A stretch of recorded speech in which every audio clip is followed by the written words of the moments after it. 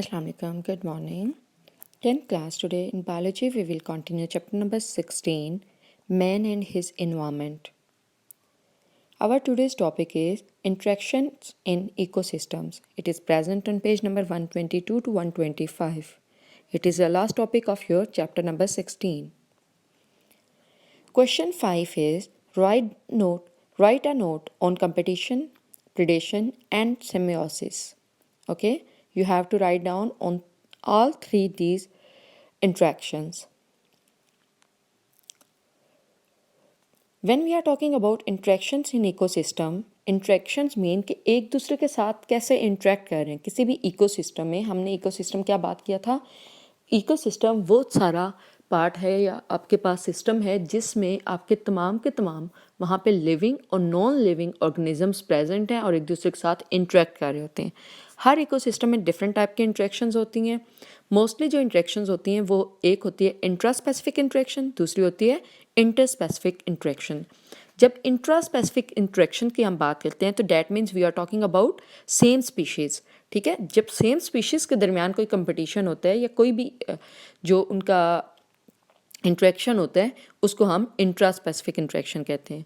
और जो मुख्तलिफ स्पीशीज़ के दरमियान इंट्रैक्शन होता है उसको हम इंटर स्पेसिफिक इंट्रैक्शंस कहते हैं. ओके, फॉर एग्ज़ाम्पल हम यहाँ पे बात कर रहे हैं जिस तरीके से ये एक पिरामिड दिया हुआ है आपके पास. वेब में क्या दिया हुआ है कि ग्रास है जिसको माउस भी खा रहा है, ग्रास होपर भी खा रहा है, रैबिट भी खा रहा है.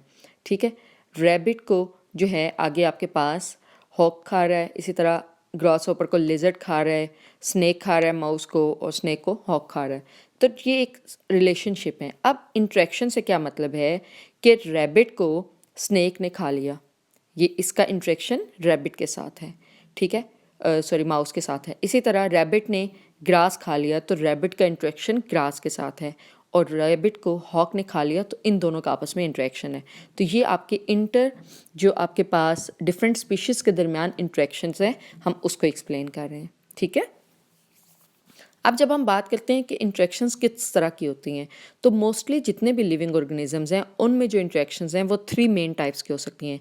या तो कंपटीशन हो सकता है, या प्रीडेशन हो सकता है, या सिम्बियोसिस हो सकता है.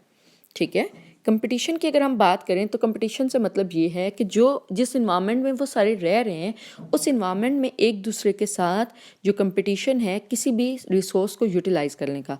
मसलन एक फूड है, ठीक है, जैसे ये ग्रास हमने पीछे एग्जांपल ली थी कि ग्रास के साथ किसका कंपटीशन है. ग्रास होपर ने भी खाना है, रैबिट ने भी खाना है, माउस ने भी खाना है. अब इन तीनों के दरमियान ये कंपटीशन है कि इन्होंने ग्रास खाना है. ठीक है, तो ये जो कंपटीशन है इसकी हम बात कर रहे हैं कि किसी भी रिसोर्स को, चाहे वो फूड हो, चाहे वो शेल्टर हो, चाहे वो जो है उनकी आपस में एक दूसरे के साथ स्पेस के लिए इंट्रैक्शन हो. ठीक है, तो बेसिकली यही चीज़ें होती हैं ना कि खाने के लिए, आपको जगह के लिए, इन्हीं चीज़ों के लिए आप एक दूसरे से compete कर रहे होते हो. तो ये ऑर्गेनिजम्स में, लिविंग ऑर्गेनिजम्स में सब में ये चीज़ प्रेजेंट है, चाहे वो एनिमल्स हैं चाहे वो प्लांट हैं. ठीक है, अब जब इनकी बात करते हैं तो सबसे ज़्यादा कंपटीशन ये दोनों कंपटीशन होते हैं, यानी कि एक ही स्पीशीज़ के अंदर भी हो सकते हैं जैसे ह्यूमन में होते हैं. ठीक है, इसी तरह रैबिट की बात कर रहे थे हम, तो रैबिट जो होंगे, जितने भी रैबिट वहाँ पे होंगे उन सब में होगा ये कंपटीशन कि उनमें से कौन खा सकता है, ज़्यादा जो स्ट्रॉन्गर होगा वो सर्वाइव करेगा. ठीक है, इसी तरह जो इंटर स्पेसिफिक हैं उनमें भी होगा, यानी कि जो हमने ग्रास की बात की, ग्रास की के रैबिट भी खा रहा है उसको, माउस भी उसको खा रहा है, ग्रास होपर भी खा रहा है, तो इनकी ये डिफरेंट स्पीशीज़ हैं तो इन सब स्पीशीज़ में भी कंपटीशन होता है. लेकिन ज़्यादा जो स्पेसिफिक होता है या स्ट्रॉन्ग होता है या मोर सिवियर होता है वो इंट्रा स्पेसिफिक होता है कि अगर वहाँ पे घास एक रैबिट के खाने का और वहाँ पे रैबिट 10 हैं तो जाहिर सी बात है उनमें कंपटीशन होगा, जो स्ट्रॉन्ग होगा वो खाएगा. ठीक है, तो ये कंपटीशन भी इस तरीके से होता है. इसका ये बेनिफिट होता है कि ये आपके पास जो इकोसिस्टम में जो अवेलेबल रिसोर्सेज हैं उसको बैलेंस रखने के लिए और जो इंडिविजुअल्स हैं स्पीशीज़ के उनको बैलेंस रखने के लिए ज़रूरी होते हैं. ठीक है, तो अगर कंपटीशन ना हो तो हो सकता है एक जो है वो ऑर्गेनिज्म बहुत ज़्यादा वो नंबर में हो जाएं और जो बिल्कुल ही ख़त्म हो जाए उसकी प्रोडक्शन. तो इस तरीके से अल्लाह ताला ने एक नेचुरल सिस्टम रखा है कि हर इकोसिस्टम में आपके पास इनका बैलेंस होता है. ठीक है, सेकेंड है आपके पास प्रीडेशन की जब बात करते हैं तो it is an interaction between two animals of different species or between a plant and animal in which one organism, the predator, attacks, kills and feed on the other organism. ठीक है। Predation यानी कि जो आप कहते हैं predator की हम एग्जांपल लेते हैं कि शिकार, आसान ज़ुबान में जिसको हम कहते हैं कि इनका क्या होता है, कोई भी एक जो जानवर है या कोई भी एक एनिमल जो है वो एक स्पीशी का किसी दूसरी स्पीशी के एनिमल को या तो खाएगा या फिर वो प्लांट खाएगा। तो वो क्या होगा, वो प्रीडेटर होगा, और जिसको वो खाएगा, जिसको वो मारेगा या जिस पे वो फीड करेगा वो क्या होगा, प्रे होगा। ठीक है। अब प्रीडेशन के क्या बेनिफिट्स होते हैं कि एक तो ये होता है कि ये प्रे पॉपुलेशन को अंडर कंट्रोल रखती है, चेक रखती है। ठीक है। जिस तरीके से हमने पीछे एग्जांपल्स किए हैं, तो इसमें हमने क्या क्या एग्जांपल्स देखी थी इसमें कि हमारे पास लिजर्ड जो है वो ग्रास होपर को खा रहा है। अगर लिजर्ड ग्रास होपर को नहीं खाएगा तो वो घास खाते रहेंगे और ज़्यादा सारे ग्रास होपर हो जाएंगे। तो इसलिए उसको बैलेंस रखने के लिए, इकोलॉजिकल जो बैलेंस है उसको रखने के लिए प्रे की पॉपुलेशन को अंडर कंट्रोल रखा जाता है। ठीक है। उसके लिए प्रेडेशन इंपॉर्टेंट है। इसी तरह हम ह्यूमंस जो हैं वो भी इस इंट्रैक्शन से बेनिफिट लेते हैं कि हम जो वीड्स और पेस्ट होते हैं उनको भी कंट्रोल करने के लिए हम क्या करते हैं, प्रीडेटर का यूज़ करते हैं। ठीक है। तो इस तरीके से हम इजीली जो है वो यूज़ करते हैं। फॉर एग्जांपल अगर हम बात करें जिस तरह रैबिट हैं, रैबिट समटाइम एग्रीकल्चर फील्ड्स में बहुत ज़्यादा हो जाते हैं, तो वहाँ पे उसकी प्रे के लिए डॉग छोड़ दिया जाएगा या कोई भी इस तरह का ऑर्गेनिज्म और छोड़ दिया जाएगा जो कि उसको किल कर सके या प्रे कर सके उस पर। ठीक है। तो इस तरीके से हम इन दोनों चीज़ों से बेनिफिट लेते हैं। जो लास्ट है इसका टॉपिक वो है सिम्बियोसिस। सिम्बियोसिस जो है वो भी आगे 3 मेन टाइप्स का होता है। सिम्बियोसिस की अगर बात करें तो ये वो रिलेशनशिप है जिसमें डिफरेंट स्पीशीज़ के दरमियान ही होता है ये भी, लेकिन जिसमें दोनों स्पीशीज़ इकट्ठी रहती हैं, या लॉन्गर टाइम के लिए रहेंगी या शॉर्टर पीरियड ऑफ टाइम के लिए रहेंगी।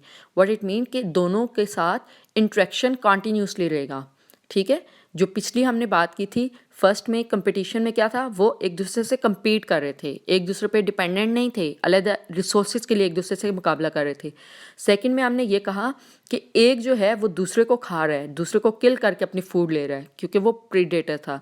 तीसरी जो हम बात कर रहे हैं वो 2 डिफरेंट स्पीशीज़ के मेंबर के दरमियान रिलेशनशिप है जिसमें दोनों एक दूसरे के साथ रहेंगे, चाहे थोड़े टाइम के लिए चाहे ज़्यादा टाइम के लिए। इसकी 3 टाइप्स हैं, पैरासिटिज्म, म्यूचुअलिज्म, कम्युनलिज्म। अब पैरासिटिज्म की अगर हम बात करें तो क्या होगा, ये वो सिम्बियोसिस की टाइप होगी जिसमें स्मॉलर पार्टनर जो पैरासाइट होगा वो अपनी फूड और शेल्टर लेगा दूसरी होस्ट की बॉडी से, यानी कि लार्जर पार्टनर से। ठीक है। और उसको साथ हार्म भी करेगा क्योंकि पैरासाइट है तो जाहिर सी बात है उसने हार्म करना है। ठीक है। उससे जो होस्ट है उसको तकलीफ देगा। पैरासिटिज्म की अगर हम बात करते हैं तो इसमें 2-3 तरह के हो सकते हैं। या तो टेम्परेरी पैरासाइट होगा जो कि क्या होगा कि किसी भी लाइफ साइकिल का थोड़ा सा हिस्सा जो है वो अपने होस्ट पे डिपेंड करता है। जैसे मॉस्किटो है, ठीक है, सिर्फ आपका ब्लड ले रहा होता है। इसी तरह लीचीज़ हैं, वो भी किसी टाइम किसी ऑर्गेनिज्म के साथ अटैच होकर उससे ब्लड सक कर रही होती हैं। इसी तरह बेड बग्स हैं। तो ये आपका कॉन्टीन्यूसली सारा टाइम किसी भी होस्ट पे नहीं रहते बल्कि सिर्फ अपनी लाइफ का थोड़ा सा हिस्सा जो है वो बीच में उस पर डिपेंड होता है। जब मॉस्किटो की भी अगर बात करें तो ये सिर्फ तब होता है जब उसने ब्रीडिंग इरा होता है या ब्रीडिंग टाइम होता है तो। ठीक है। इसी तरह जब परमानेंट आप बात करते हो पैरासाइट्स की तो वो अपनी पूरी ज़िंदगी जो है वो होस्ट में गुजारते हैं। ठीक है। तो ऐसे जो पैरासाइट्स हैं इनमें बैक्टीरिया, वायरसेस और जो आपके हैं इनमें से क्या नाम है इनका, टेप वर्म वगैरह, जो आप कहते हैं एस्करेस है, एंटोमीबा है, प्लाज्मोडियम है। ठीक है। ये सारे के सारे एंडो पैरासाइट्स भी होते हैं और ऑर्गेनिजम्स के अंदर रहते हैं। ठीक है। बॉडी के अंदर रह रहे होते हैं। ठीक है। और मोस्टली ये होस्ट के अंदर ही अपनी पूरी लाइफ साइकिल गुजारते हैं। अब एक तो ये हो गया कि टेम्परेरी हैं या परमानेंट हैं। ठीक है। अब के पैरासाइट जो हैं वो अपना लाइफ साइकिल का कितना हिस्सा जो है वो होस्ट पे डिपेंड करते हैं। दूसरी चीज़ ये है कि या तो वो एक्टोपैरासाइट होंगे या एंडोपैरासाइट होंगे। कुछ होते हैं जो बॉडी के बाहर, होस्ट की बॉडी के बाहर अपनी लाइफ गुजारते हैं, कुछ हैं जो होस्ट की बॉडी के अंदर अपनी लाइफ गुजारते हैं। ठीक है। तो जो बाहर गुजारते हैं उनमें से आपके पास मॉस्किटो और लीचीज़ वगैरह आ जाती हैं, जबकि जो एंडोपैरासाइट्स हैं उसमें आपके पास बैक्टीरिया और वायरसेस वगैरह आ जाते हैं। ठीक है। तो बेसिकली ये आपके पास पैरासाइट की टाइप्स होंगे। सेकंड जो टाइप है आपके पास सिम्बियोसिस की, उसमें हमारे पास है म्यूचुअलिज्म। म्यूचुअलिज्म से क्या मतलब है कि दोनों पार्टनर होते तो डिफरेंट स्पीशीज़ के हैं लेकिन दोनों ही बेनिफिट लेते हैं और इनमें से कोई किसी को भी हार्म नहीं होता, किसी को भी कोई प्रॉब्लम नहीं होती। इसकी बहुत अच्छी दो एग्जांपल्स होती हैं, एक टर्माइट और प्रोटोजोन्स की और एक राइजोबियम की और लेग्यूमिनस प्लांट की होती है। टर्माइट और प्रोटोजोन्स की अगर हम बात करें तो इसमें बेसिकली ये होता है हमारे पास कि जितने भी जो टर्माइट्स हैं क्या होते हैं, वो वुड को खाते हैं लेकिन वो इस काबिल नहीं होते कि वो उस वुड को डाइजेस्ट करें।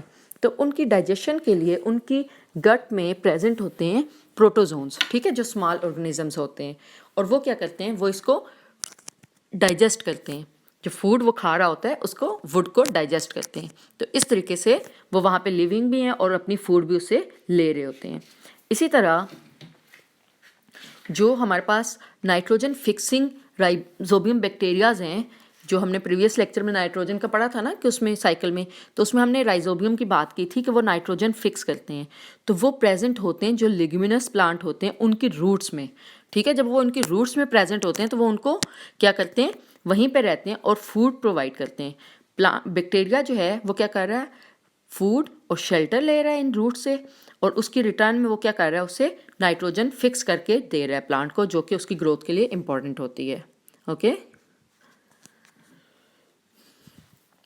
थर्ड अगर हम बात करें इसमें, वो है कम्युनलिज्म। कम्युनलिज्म वो टाइप है सिम्बियोसिस की जिसमें एक पार्टनर को बेनिफिट होता है लेकिन दूसरे को ना ही बेनिफिट होता है और ना ही कोई हार्म होता है। इसमें हमारे पास दो एग्जांपल्स हैं, एक प्लांट की और एक एनिमल्स की। प्लांट्स में हमारे पास एपीफाइट्स हैं और हायर प्लांट्स हैं। एपीफाइट्स जो हैं वो आपके पास स्मॉलर प्लांट्स होते हैं जो कि क्या करते हैं, जो लार्जर प्लांट्स होते हैं उन पे ग्रो कर रहे होते हैं, ठीक है, सिर्फ स्पेस के लिए। और वो वाटर और मिनरल्स जो हैं वो एटमॉस्फेयर से लेते हैं, ठीक है, और अपनी फूड खुद प्रिपेयर करते हैं। तो बेसिकली वो लार्ज प्लांट को ना ही हार्म करते हैं ना ही बेनिफिट देते हैं। जबकि सकर फिश जो हैं वो क्या होती है, वो अटैच हो जाती है अपने शार्क्स के साथ और फिर ट्रांसपोर्ट के लिए उसको यूज़ कर रही होती है। ओके।